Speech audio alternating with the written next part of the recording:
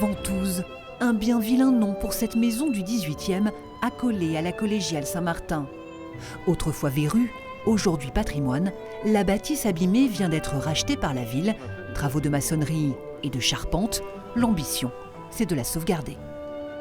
Il y a des tas typiques. Souvent, les touristes nous disent « Tiens, c'est curieux, cette seule maison autour de cette collégiale, qu'est-ce que c'est, comment cette histoire s'est faite ?» Donc je crois qu'il est important de mettre quelques 300 000 € entre l'acquisition et les travaux pour conserver cette histoire, l'histoire de Brive. Une histoire qui commence à la Révolution française, comme l'attestent les archives municipales. La commune récupère les biens du clergé et rend floue sa trésorerie en vendant les parcelles entourant l'église. L'intérêt pour ces gens-là, c'est de s'installer sur un endroit particulièrement attractif.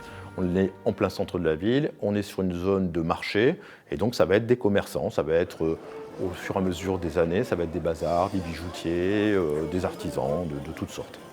Ces maisons boutiques encerclent l'église et finissent par mettre en péril l'édifice, comme l'écrit consterné l'architecte des monuments historiques, le grand Viollet-le-Duc, dans ce rapport de 1843.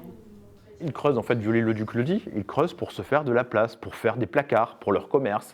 Ils creusent dans les murs, ils creusent dans les contreforts qui soutiennent l'ensemble de l'édifice.